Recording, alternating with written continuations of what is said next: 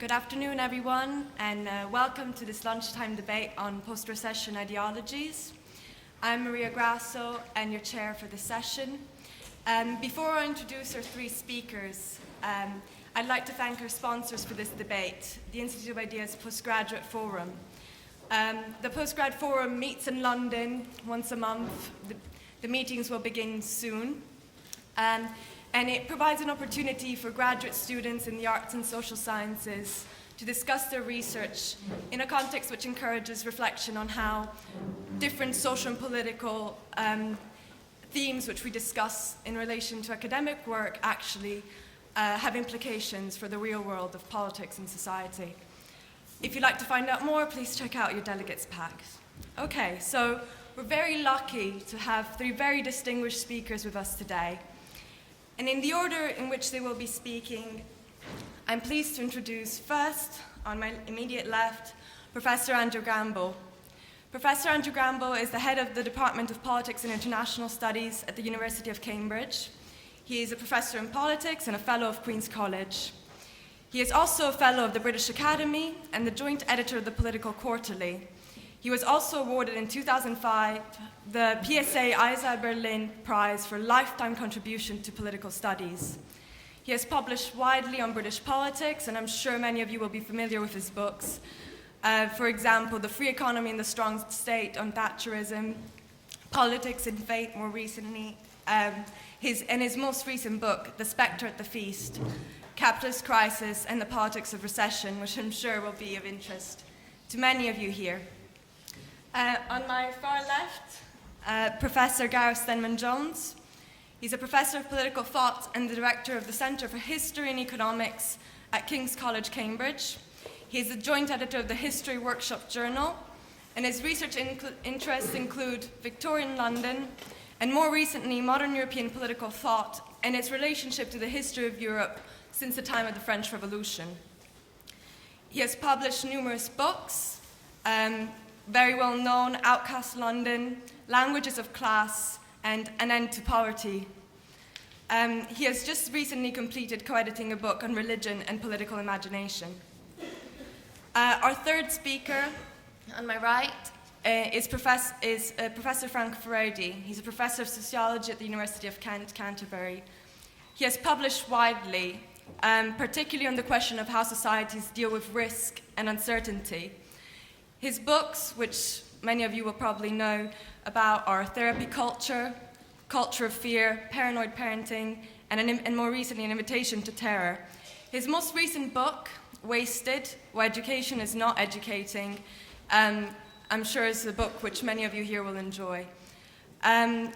His articles, he's published articles for many, many publications. I'm not going to sit here and read them all out, but these include The New Scientist, The Guardian, The Independent, and other publications all over the world. Please, can I have a round of applause for our speakers to welcome them?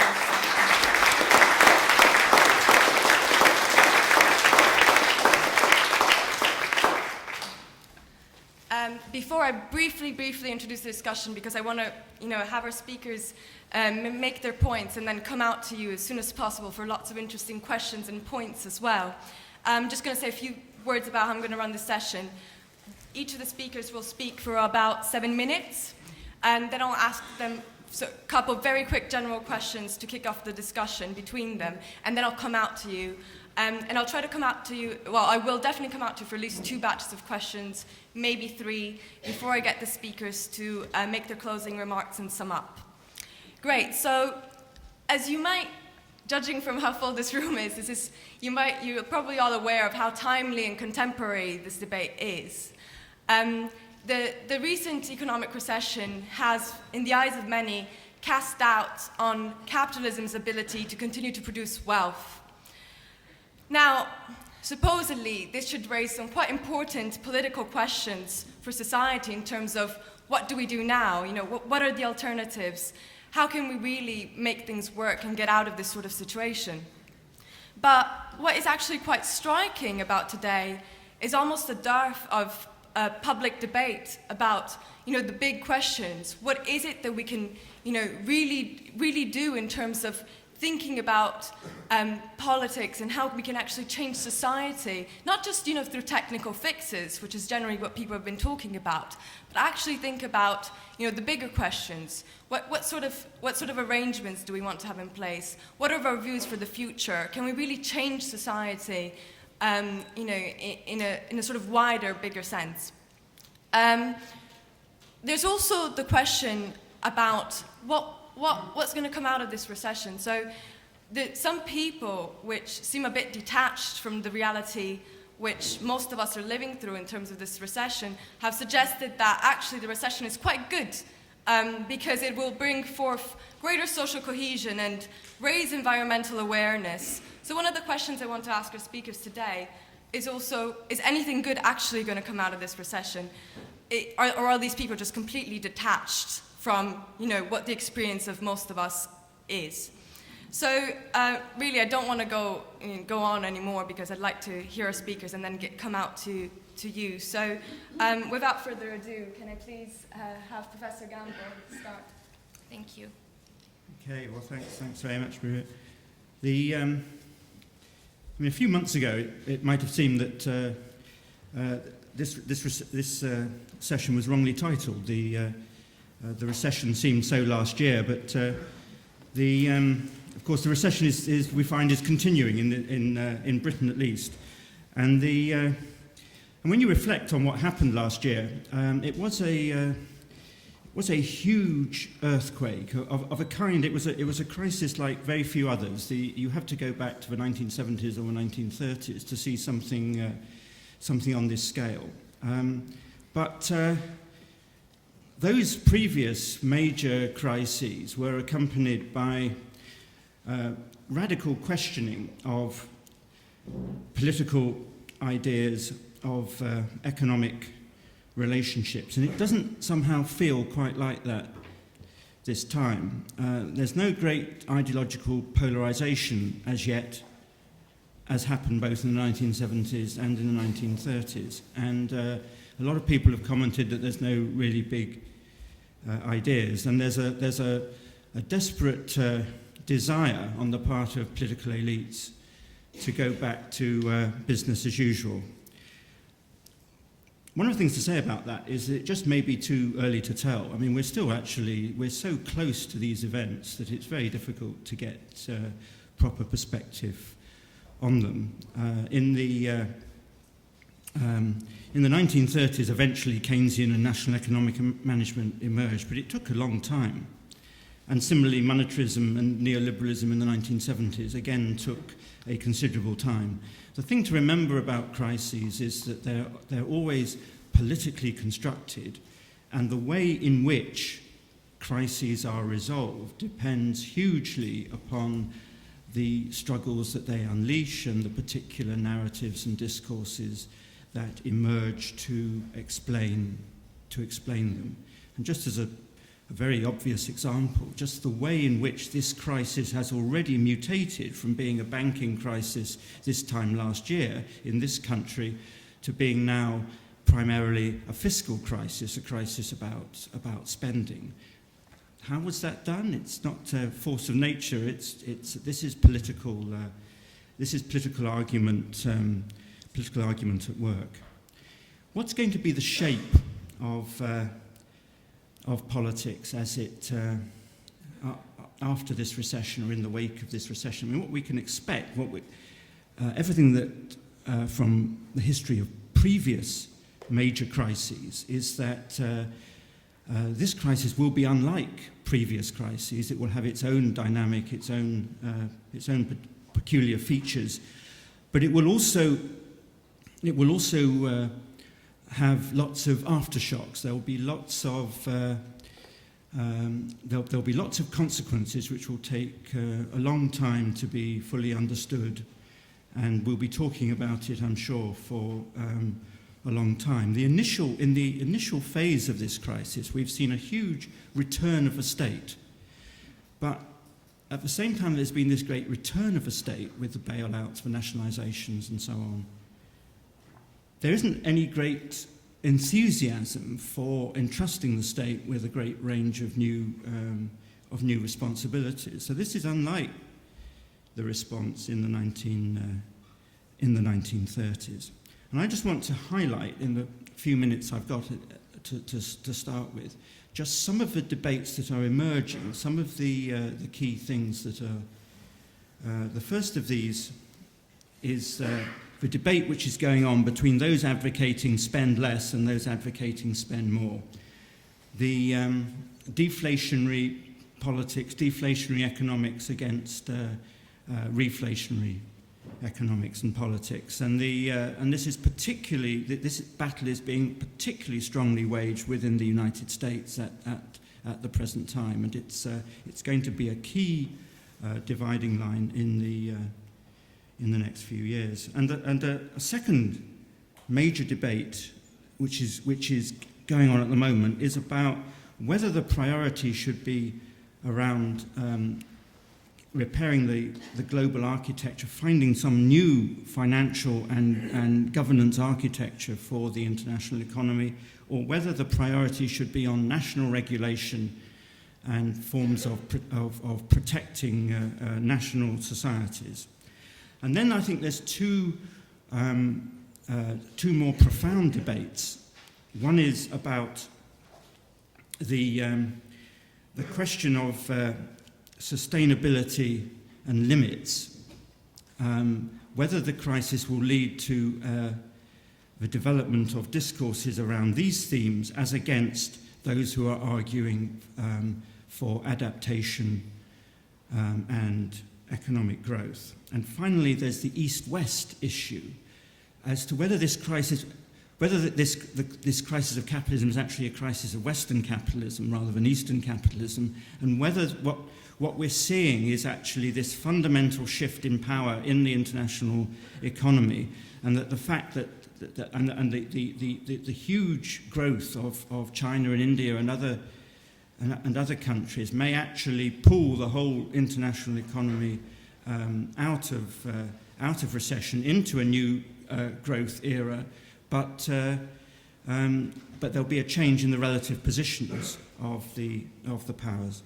And finally, as my time is almost up, I just want to, I think one of the interesting things about these crises is that it's a time for new ideas and for new thinking. But the new ideas and new thinking generally come about not from people thinking ivory tower thoughts and presenting them in terms of blueprints. They come about actually through a whole series of experiments and new projects as people try to grapple with the circumstances that they're facing. The New Deal was very like this in the 1930s. And I think that the real challenge is on the one hand how we get greater civic action and energy, and how we get governments to actually support such civic activism and energy, but at the same time how we actually find ways to cooperate more effectively and strengthen our capacity to act collectively, because many of the problems, both of this recession and of some of the bigger problems that loom over it, actually require that. There's many things that it would be good to see us doing, like rolling back the audit culture and the risk-averse culture, but it's also, I think, very important that we don't lose sight that we're going to need state capacity to solve some of the pressing global problems we face.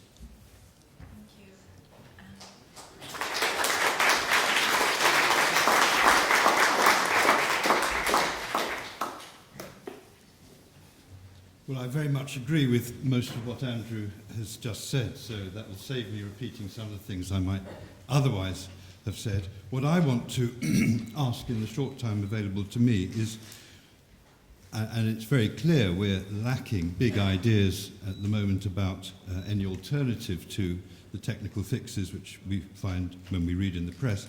What I want to ask is whether it's possible, or how it might be possible, to combine a free enterprise economy with the serious pursuit of equality.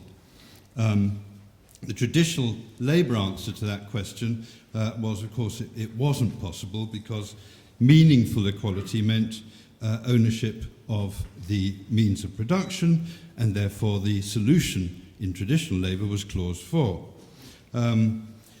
The 20th century shows, I think, that whatever else, a fully socialised economy is probably not the answer that we're seeking, and that at best it exchanged one form of inequality for another, as well as being authoritarian and in various ways inefficient.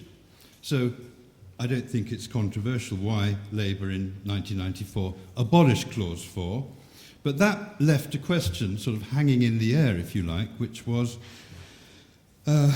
did Labour then have a commitment to greater equality? Of course, that had been the revisionist case of Crossland and others in the 50s and 60s, but was that going to be the case with New Labour?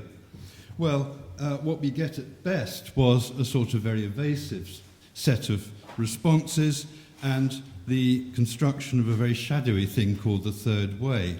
In other words, there wasn't really any explicit commitment. What you had was statements like it was all right to be filthy rich, no worry about that, Beckham is okay with his earnings and so on. But at the same time, this was combined rather incoherently with a commitment to the reduction of poverty. And indeed, we have to give credit to New Labour that it did reduce child poverty a bit, that it did impose some controls over the environment, that it did increase aid as a proportion of national income overseas, that it did help in the reduction of unemployment, and it did, as it were, stick to its commitment to a minimum wage. But at the same time, this is the period where, between 1986 and 2006, the share of the richest in 1% in the national economy, their proportion of wealth in the of national income rises from 6.5 to 13%. One of the crucial bits of incoherence, if you like, therefore in New Labour all the way along was a dogged refusal to link the elimination of poverty with the achievement of a more equal society. That wasn't just New Labour's love affair with Middle England or fear that Middle England would be scared off by the idea of the E word or higher taxation. I think there was obviously a deeper reason, and that was that tacitly or explicitly they had embraced basically the tenets of neoliberalism, those practiced before by Mrs. Thatcher, Ronald Reagan, George Bush, etc. The idea being that or the premise, if you like, in the neoliberal case was that greater equality could only be at the express of the smooth running of a free enterprise economy, that it would lead to ever greater state provision, a more entrenched public sector. In short, it would simply be a long way round back to old Labour. So therefore, they jumped to the conclusion giving up socialism must also mean abandoning the goal of greater equality as well.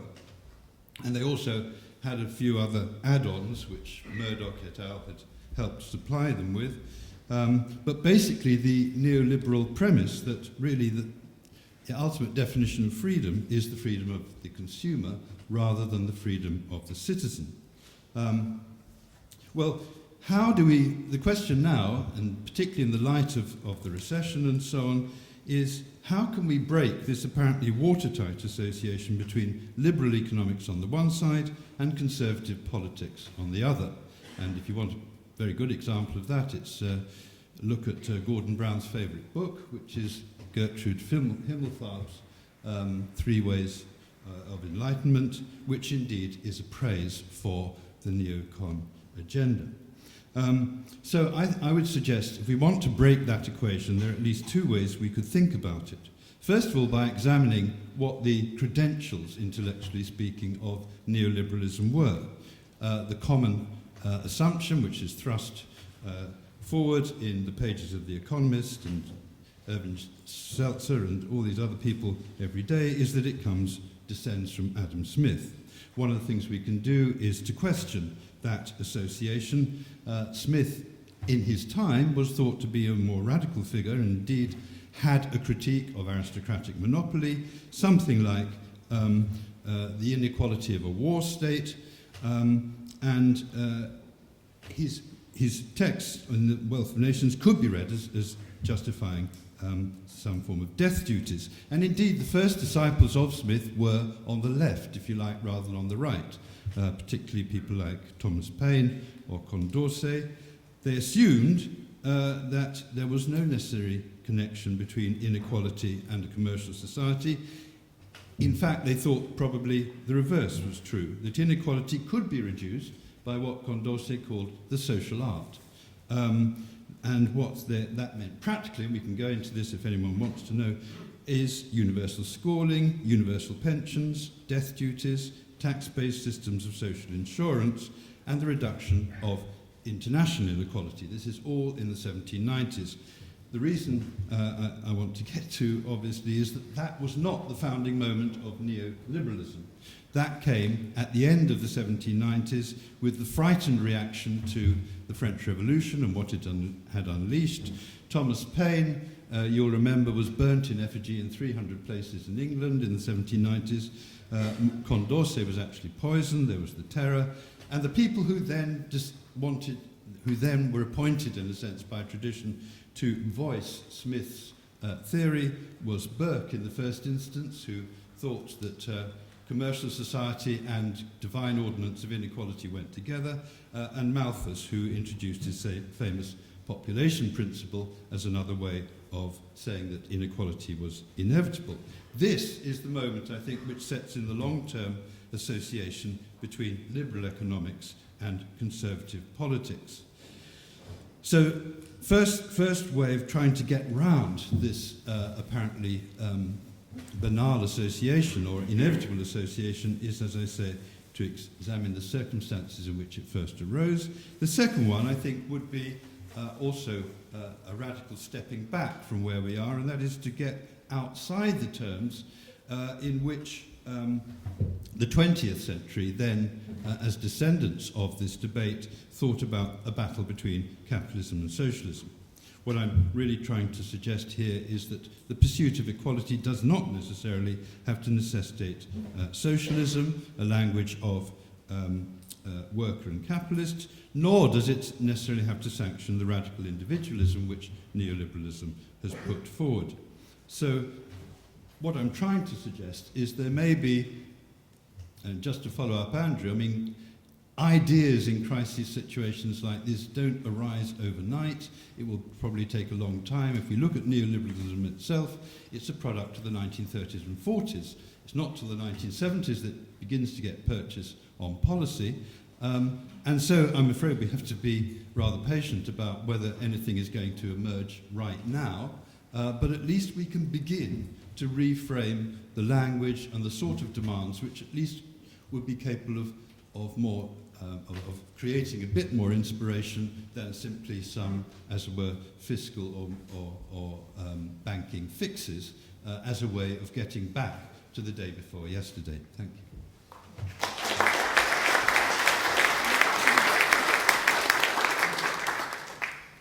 Yeah, I mean, it's a very interesting crisis because it may have a fiscal dimension and a banking dimension, but it certainly, at the level of ideas, hasn't got a production dimension. And therefore, the idea that the capitalist system of production is itself an issue is not a part of a debate. And I find it very, very interesting, the way in which there's this fairly resolute silence on the fundamental structure of contemporary global society, a silence that takes it as self-evident as given. And what's even more interesting for me as a sociologist is not simply that capitalism itself is not questioned, but the paradox that the defenders of capitalism are themselves conspicuously silent about the legitimacy of their own system. So, you know, I'm one of those minority people that don't take neoliberalism too seriously. I find it very difficult to find many celebrations of neoliberalism at this particular time. What you have instead is a kind of a bad faith, where the system is avowed almost indirectly and is very rarely celebrated as being positive in its own terms. It's a very interesting paradox where there's both a lack of critique of what exists, but also a relative lack of defense of what exists, all of them coexisting at the same time. And I think that's what lends the contemporary ideology of the crisis such an interesting dimension, and makes it a little bit more difficult to unearth its distinct ideological features. Now, as it happens, I do think there are ideas that are evolving and developing and emerging, some very powerful ideas, which often appear to be at odds with one another, but which are nevertheless mutually reinforcing and tells us something about the world that we're moving into in terms of its moral, spiritual, intellectual, and ideological dimensions. It seems to me that there's a critique of the system. It's a very superficial critique. It's a psycho-populist critique of bankers' greed. I mean, you're all familiar with that. Everyone's got strong views about bankers' bonuses and parliamentarians' wage packets. It's very much similar to the turn of the 20th century populist critique of Jewish people, of financiers, of fat capitalists, but in a much more caricatured version in the way that it exists today. So you do have that, and in particular you have the targeting of rich consumers. There's a kind of negative cultural script that attaches itself to certain forms of conspicuous consumption. I mean those things do exist as part of a kind of self-reflected austerity ideology. I think that in this country, the Guardian newspaper expresses that in the most systematic way, where you will have all these articles written about how good it is to eat brown rice, sort of, and not necessarily drive around in flash cars. What you also have is that quite often this sort of ideology combines with a fairly powerful anti-modernist and misanthropic sentiment. I mean, I think you get this, it's interesting that Gareth mentioned Malthus. Malthus has never been so popular since his books were first published as they are today. I mean, Malthus is really back at the central of public discussion. And the whole kind of hierarchical notions of inequality, but most importantly, the whole idea of limits, which kind of Malthus was so forcefully kind of promoting, is there all the time, and including a very powerful sense of misanthropy towards people. I suppose it's best summed up by the idea where people think that having too many babies is a bad thing, where we should put carbon tax on children, where you demonstrate your maturity and responsibility by not procreating, because human beings are polluters and they've got huge carbon footprints. So that ideology is very important, and that's underlined by a kind of a quasi-religious, almost medieval religious idea that we actually got what we deserve. And it's an interesting idea because in previous times, when we said we got what we deserve, that was usually stated as a way of saying it's the fault of the rich. We got what we deserve because of the conspicuous consumption of these rich bankers in the city who are gurgling their champagne and all the rest of that. I think these days when we say we got what we deserve, everybody's included in it. We're all complicit in it. We're all consuming a little bit too much.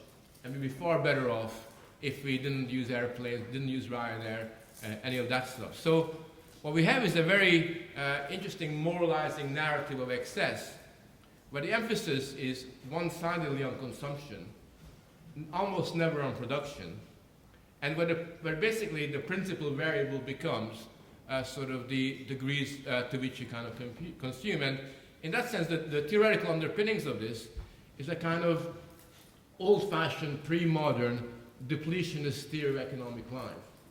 A depletionist theory where sort of the world is seen as containing so many resources, and the more of those resources we use up, the less there is for future generations, the less there is for other people. And in that sense, egalitarianism in the 21st century context has got an entirely reactionary, sort of pre-medieval, almost like kind of Catholic, old-fashioned Catholic Church-like character, where we can share the misery and the problems in an equal sort of kind of a way.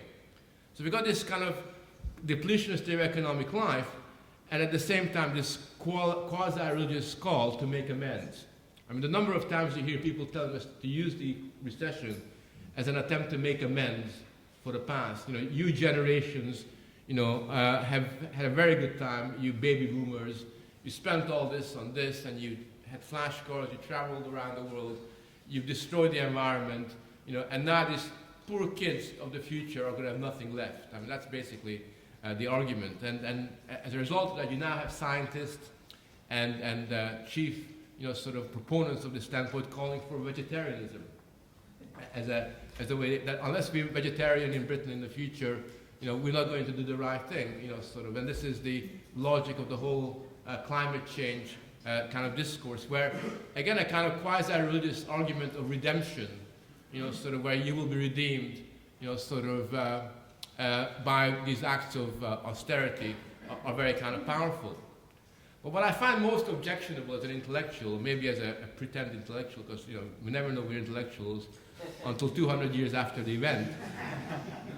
And what I find particularly worrisome is the very dishonest, or more charitably put, project of self-deception about the way that economic discourse is working, particularly in the domain of policy making. I mean, we now live in a world where in countries like Britain and France and all European countries, there's an active project of redefining economic indicators away from production, away from material reality, towards things like happiness and well-being. And people are deadly serious about this. We have on both sides of, both New Labour and Conservatives are saying, well, why should we get hung up on gross domestic product? Why not gross domestic well-being? Or why not have a happiness index kind of occurring, which we kind of measure and defines what a good life it really is. And I don't want to necessarily kind of go into a critique of a happiness index and a well-being index, except to make one historical point. And this is my PhD student, Ashley Frawley, who's here, who kind of drew it to my attention, so I claim no originality from this. It's a very simple point, which is that if you look at the way that happiness was used by economists and people over the last 100, 150 years, in almost every passage that you read about it, happiness is linked to prosperity. Happiness and prosperity. The issue, happiness and prosperity. That's the way that it's generally kind of cast and framed in the grammar of everyday life. The idea is that the more prosperous we are, the happier we are. There's some kind of a link there. It's obviously not a straightforward link, but the assumption is if you're starving to death, if you're living in the dark, it's difficult to walk around with a smile on your face. I mean, a very simple, very basic proposition.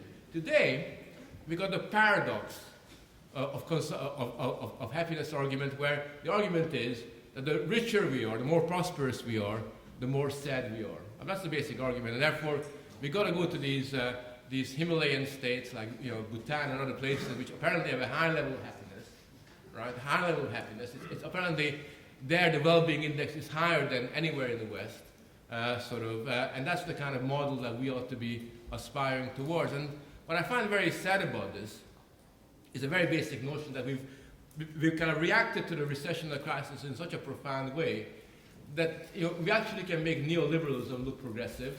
We can make conservative thought look positively radical, and we live in a world where the one kind of idiom that kind of everybody can sign up to as a way of dealing with the recession is sustainability. I mean, have you ever heard the word sustainability? Right?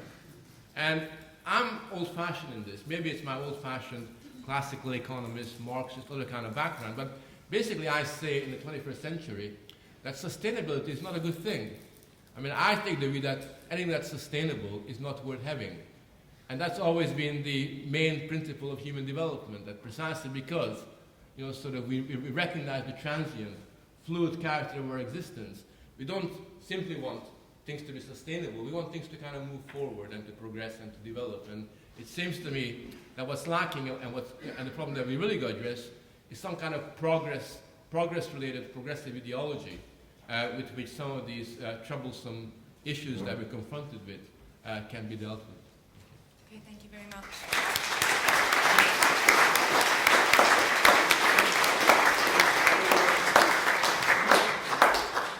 Okay, so before we come out, I'm going to ask just one really, really quick question to the panel, and then we'll come out to you. So, I think one of the things that comes out from the different speeches is this idea of the economy seemingly being governed by these external or irrational forces over which we have no control. So the idea of globalization, of financial markets somewhere deciding the fates and sort of the living standards of us within a specific nation state, really draw and emphasize this idea that somehow the economy is not particularly linked to politics anymore.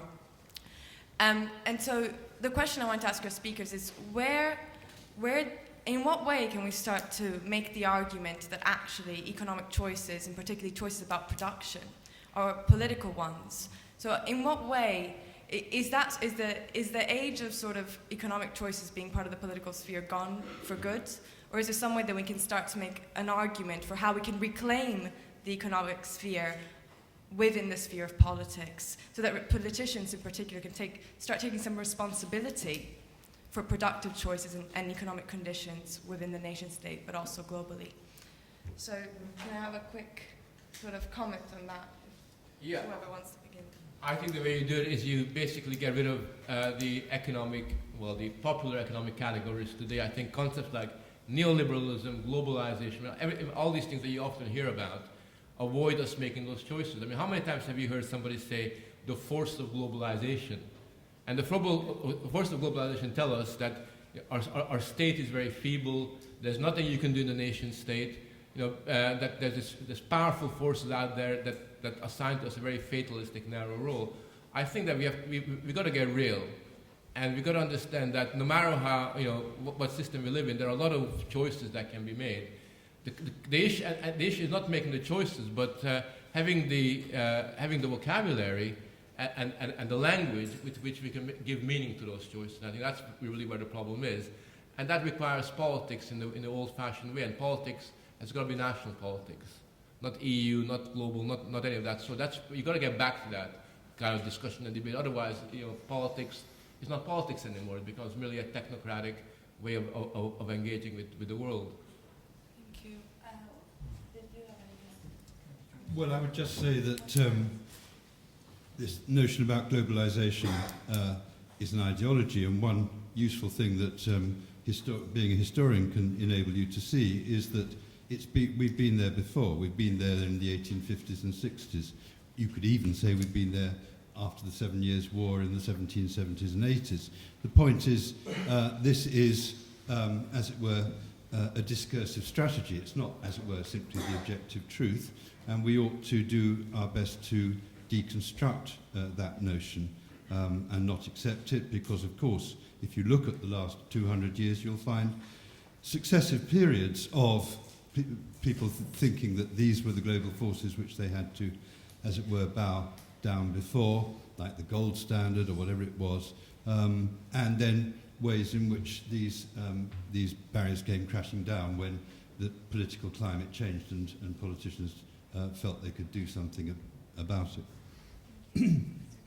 Yeah, I think it is very interesting how the whole history of economics has been one in which it's presented external constraints that as though economic realities, as though these were things that could not be changed. And of course, I think there is, I think there is a truth about that, in the sense that there are important constraints in our world, and sometimes economics accurately identifies what these are.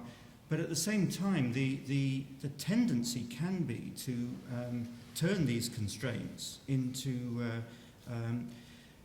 absolute determinants of our fate, and then it becomes that we cannot. People think that they cannot alter things, and that's when the fatalism comes in. And I think the task to repoliticize these things is to recognise that there are always choices, but we make choices within constraints. We don't have a completely free choice. That we don't have voluntarism is not possible in its entirety. But we do have choices. There are always going to be choices, and the choices are going to matter. And it's the belief that politics matters that actually gets people to engage. And it's when you have discourses that suggest that politics doesn't matter, that whatever people decide, things are going to stay the same, that's when people disengage and when people lose faith in political institutions and in political argument. Thank you. Okay, so now we're coming out to you. Please, if you're making a point, please stand up. I can have this gentleman at the front first, please. Yeah, I've got Yes. a question and an observation. The question is simply, I wonder why the panel think that the left in Europe in particular has not done better out of this crisis. You've got this massive crisis of global capitalism, and in Germany the economy shrunk by 5% and they've just re-elected a centre-right government. In France, Sarkozy is in power, Berlusconi's in power. The left doesn't appear to have any response that resonates with the electorate. The observation is when Professor Furedi was talking about this link between prosperity and happiness. I mean, in a sense, trying to answer my own question. I've been in Ireland recently. The economy shrunk by 12%. People seem to be fine.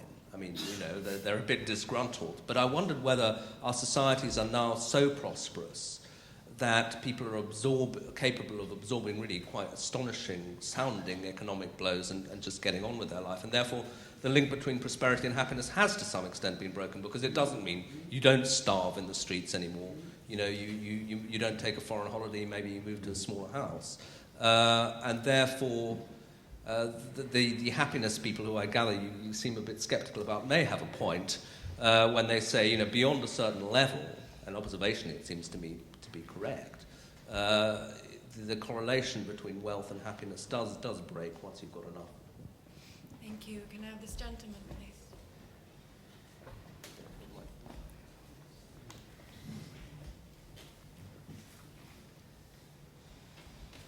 2 points. The first one is about the so-called silence of the defenders of capitalism. I wonder if that is really just because capitalism is almost accepted now as a fait accompli since 1989, since the fall of the wall and demise of communism.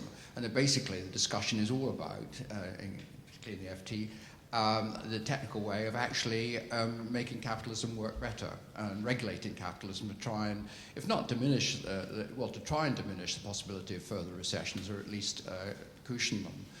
And I'm just wondering if because I certainly find the idea of Professor Furedi of returning to the nation state a thoroughly retrograde one.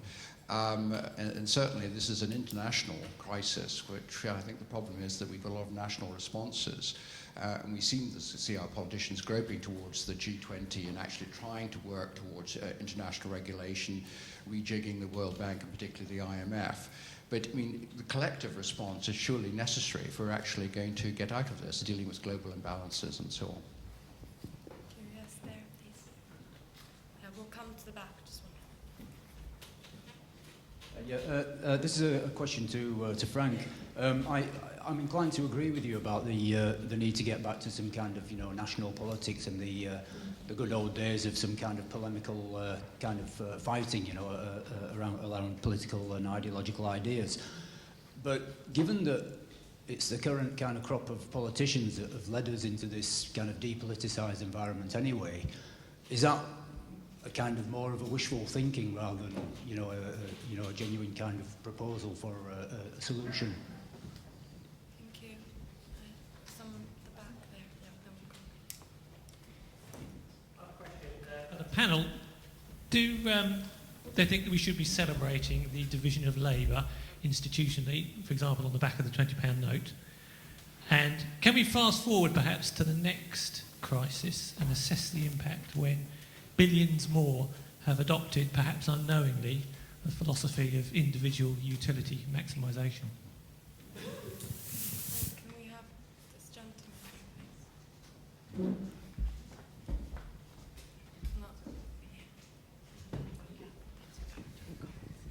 My name's Duncan Butlin, and I'm an anti-feminist. I want to address... absolutely. I want to address the lack of big ideas. I would like to propose that the one great social revolution of the 20th century that actually worked was the women's movement. Number two, I think it's gone too far. I think that men speaking for and as men have been silenced. I think their brains have been put into neutral. Sorry. And that's why there are no great big ideas anymore. Thank you. We're going to come back to the panel now for some general comments on your questions. Who would like to start? Well, just speaking from my feminine side, so it's this one here. I just want to look at this national, international point. So the way that I look at it is that I'm by nature an internationalist, and I believe in the importance of international solutions to many, many questions. What I'm worried about is that in contemporary times, one of the ways in which the political classes of different countries evade responsibility for policies and for actions that affect their own society is by saying, actually, I couldn't do very much about it. The EU's got this directive, and we have no choice but to do this, right? Or, we would like to sort of invest resources in this particular area, but the IMF or the World Bank has instructed us that this cannot be done. And I think increasingly there's a kind of a cosmopolitan, international oriented, and cosmopolitanism is very fashionable in university intellectual environment, which appears to be very progressive, but actually it's both kind of contemptuous of normal people within their nation states, but also what it does is it kind of basically, it's very anti-democratic. It basically says that we're in a better position than people who are democratically elected to make decisions about the long-term needs of different societies. And to that extent, I see a lot of the international, global kind of institutions that have been set up as very anti-democratic, but most important of all, they overlook the fact that at the end of the day, the politics of choice can only work if they are nationally rooted. I'm afraid people voting for the president of the world are not going to make very much sense of that, and that's really the point I was trying to get at. And I think, in that sense, we've got to kind of get real and kind of get back to reality and kind of understand that. I think what's very interesting is that if there is one economic school that has been rehabilitated in the 21st century, I would say it's the physiocrats. I mean, I know, it's probably the physiocrats and their ideas about where wealth comes from that comes closest to 21st century ideals about limits. And I think it is very, very sad that we have, what is in many respects one of the most primitive forms of political economy being rehabilitated, principally by the left, which is why I don't think the left has got any future in the medium term as a way of dealing with a crisis. And I do think that indicates to us what an intellectual malaise we're suffering from at the moment. Thank you. Professor Campbell. Yeah, on this question, why has the left not done better? Well, the left usually does poorly in recessions. The left actually generally does better in periods of economic growth, and there are some big exceptions to that, but it's quite interesting to reflect on why that might be so, and I think a lot of it has to do with people's feelings of insecurity and desire for protection, which is often offered, which right of centre parties often find it easier to provide those sorts of reassurances. On the question about happiness and the link with prosperity, whether it's been broken, I mean, I think we're in a sort of phony war period. I mean, I think that is too early to say. People can obviously, people that are well off in Western societies can take a hit in their incomes for a period, but if this was to continue and there were to be further cuts, I think the mood would very rapidly change. So I don't think we can be certain that that's the case. And finally, on the how can we get back to significant national politics and the national international? I mean, I sort of partly agree with Frank and partly don't. I mean, I think that I think it is true that. In the world that we are, that nation states remain tremendously important. If we don't have legitimate nation states and legitimate national governments, we're not going to get significant international agreements. At the same time, I don't think we can just stay with nation states. We have to have other other structures, and of course the problem is, how do we actually get those structures and how do we make them legitimate? And it obviously is a nonsense that the president of the European Council is just going to be selected by the heads of government of the EU. But if that post was elected across the whole of the EU, that actually could be a way of galvanizing interest across the EU, because that would mean people would have to organize across the EU in support of this or that candidate. And it's those sorts of things that we need to find ways of breathing some democratic legitimacy into some of the international institutions. But in doing that, I don't think it's an alternative to strong national accountability, national legitimacy as well. I just feel that so many of the problems go beyond the nation state that we've got to find ways of securing better international cooperation at the same time.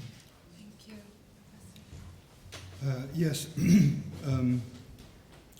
On the question of the nation state, I think I agree more or less with Andrew. I think probably the way, one of the good things that's coming out of what's happening in Britain over the last few years is actually that in Scotland and Wales there's a sense of diversity of local politics. My sense is to give both more strength to European institutions and makes those directly elective in most cases, but also to give more power nearer to the people who are actually concerned in using them.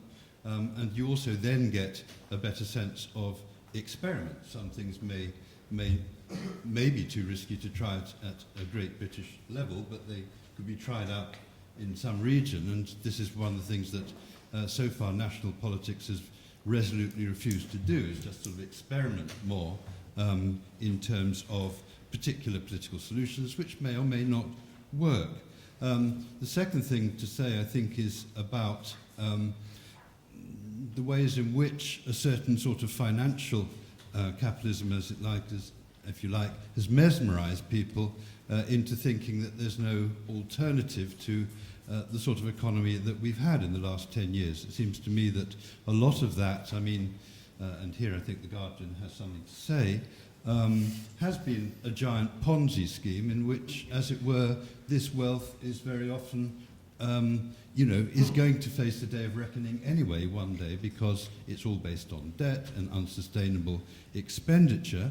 And in connection with that, I just think one of the things we might ponder more, this is not something where I've got a glib solution, but we're always told these people might leave if we adopt, a more hostile sort of legislative attitude towards them.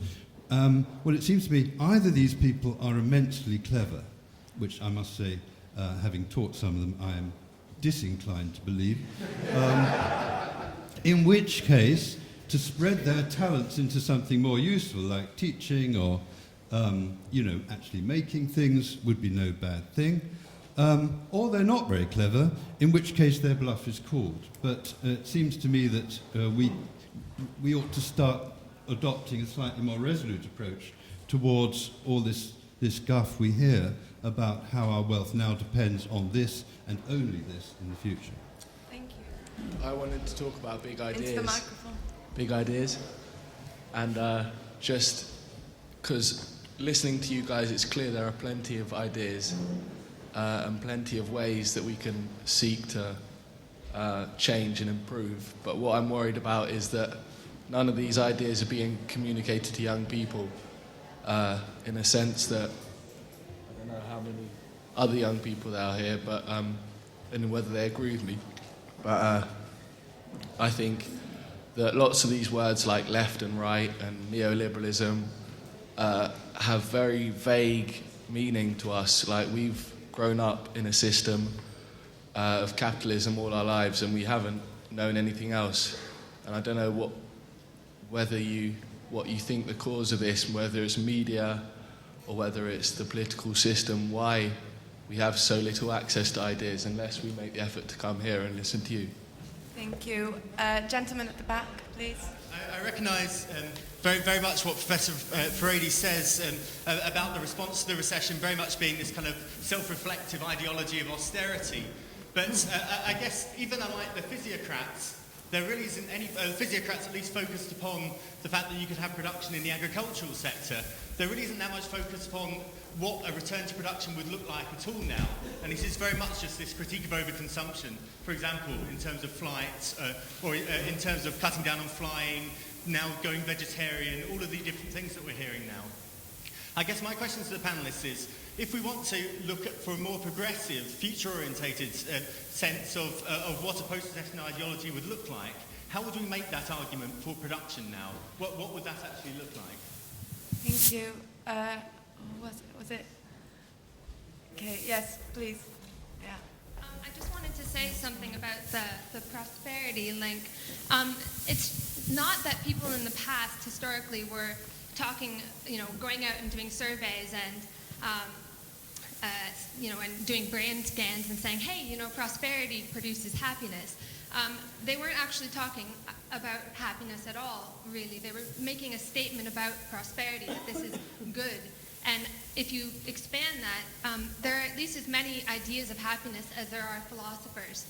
And it's not that they're making a statement about those things that produce happiness, a real happiness as a psychological fact, but about things that are important in life. And happiness merely indicates that. So I think that when I say that the link between prosperity and happiness has been broken, it says more about our culture and our society, the people who are saying that, than it does about anything intrinsic to the nature of happiness. Thank you. Can I have the gentleman here, please? Yeah, the political classes are people involved in politics from both the left and the right seem to be denuded of any ideas about, the future or where we're going. And that to me doesn't seem sort of, like particularly problematic, except that, people often blame individuals or parties or for the problems that exist today and our lack of response to, say, the recession. But it seems to me that, much more so, a whole set of ideas has run its course. If I was to use the example of, say, democracy and what people conceive that to mean, the idea of voting once every 4 years, for example, I don't know anybody that's particularly inspired by that idea, because they don't see it as being meaningful in their lives. And when I think about it, I think, a historically specific kind of concept that emerged as a way for a new set of people to run society, the capitalist class. But, today, it means nothing to people, and therefore they're not involved in politics. And you can extrapolate from that further about ideas of, freedom of speech or wherever you like to go. But if we're going to have a big idea about taking us forward with a new political disposition, surely we have to examine all these concepts which are so discredited or which ordinary people don't grasp in any way. Thank you. And can I have the gentleman right there, on his right there, yes. And then that's going to be the last question, and we'll come back to the panel for their closing remarks. Like the gentleman over here talked about young people not really connecting with the big words that are bandied around at the moment. I think that's not for a want of trying. I think if you look at the people who are actually genuinely interested and actually have views on the world, it is actually young people. I think it's more of a failure of socialization to maybe kind of generate and direct young people's views into kind of grand narratives more than a failure of young people wanting to connect with ideas. Thank you very much. Okay, so in reverse order, from the opening speeches, can we have Professor Furedi first for his closing remarks? Yeah, I think we have to recognize that whatever we think in this room and whatever emphasis we kind of put forward, we're going through a period of political exhaustion. I mean, everything that's been described points to the fact that classical categories of politics and of economics have very little resonance, not just amongst young people, but amongst old people. And we really haven't got a grammar of politics that can capture things, which is why people talk about it'd be good to devolve, it'd be good to find this. Everybody's looking for an experiment, hoping that an idea will kind of come out of that. And that's the first point. The second point, we don't need an ideology. Ideology is not a good thing, by the way. We don't need a new ideology. What we need are ideas that correspond to the present moment in our history, that kind of captures the nature of the global dislocation and its national manifestation in concepts, in rigorous concepts that really sort of illuminate the world as it now is and begins to kind of point out some kind of potential to it. And that's really the task that we're confronted with. Now, the reason why I even raised the question about happiness is that at the moment we seem to seek refuge in very primitive, almost medieval-like ideas, which really intelligent people 40, 50, 100 years ago would have laughed at. I mean, the idea that a government has a happiness index, and that's more important than an economic index, they would have laughed at that. Today, that's seen as a very sensitive guy. Isn't, David Cameron utterly, with it, a man of the future? I mean, New Labour said the same thing. That indicates that they're in touch with their feminine side and they really understand these things, rather than calling them charlatans. Actually, charlatans for evading what are basic kind of material kind of problems. And that points us to an intellectual issue that we need to be aware of. That we got to understand the depths of the problems by addressing it.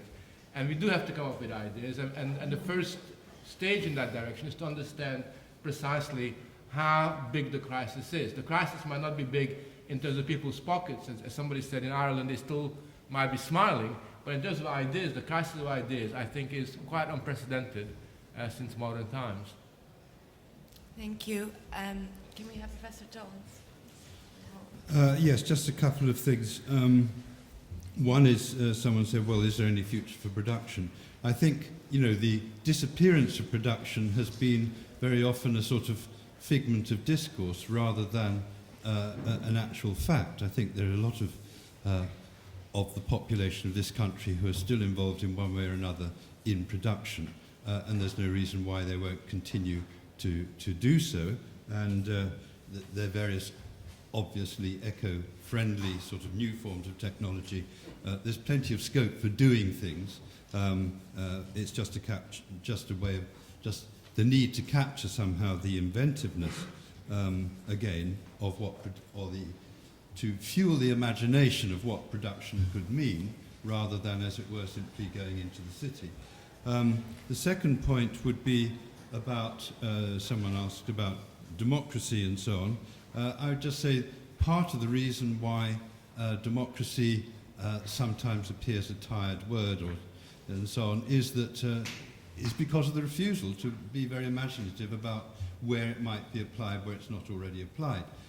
If one thinks about the most important things in our lives, like the National Health Service and so on, we find these things all being run by sort of quangos where we don't have much say. If we look, on the other hand, at what local elections involve, or council elections, very often with the best will in the world, we can't get terribly excited about what the real choices are going to be there. And the third thing I'd just say is whether this is connected with neoliberalism or not, I'm not absolutely clear, but one of the things which has had a very deadening effect over the last 15 years has been the attempt, the fantasy that we can build a viable society and polity on the basis of distrust.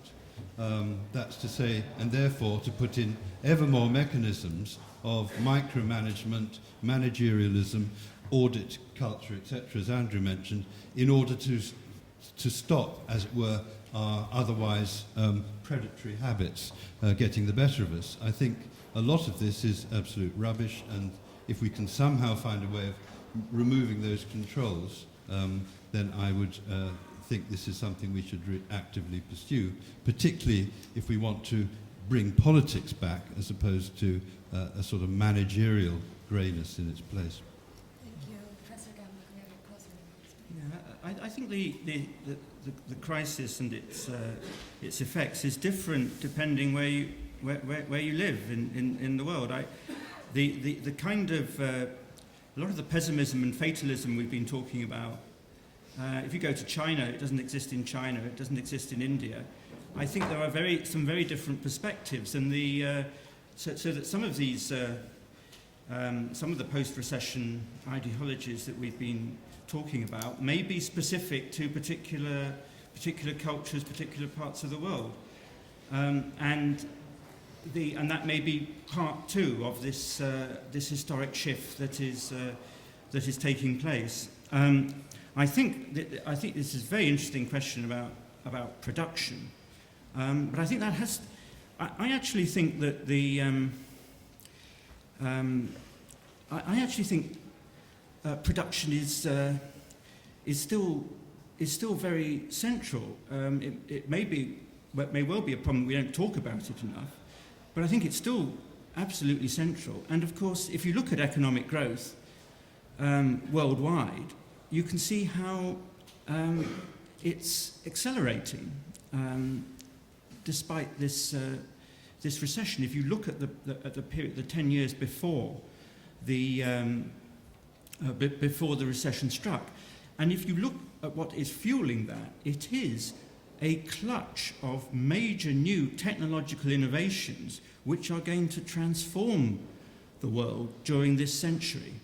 And actually, it's a question of which societies, which economies, which states actually are at the forefront of developing those. Now, I think that I don't agree with Frank entirely about sustainability and limits, because I think that there are certain constraints, but I do agree with him that we have to find a way in which the ecological constraints are also made that we can live within them through the adoption and development of many of these new technologies. We can't evade these new technologies; they're coming on stream as we speak. And I think that's the answer to also for young people. I mean, I think our political language is exhausted in many ways, and one of the hopes of this recession is that it might clear away some of the debris of the past and actually allow the younger generation actually to develop some new thoughts. Thanks very much. Thank you very much. Can we please thank our panel?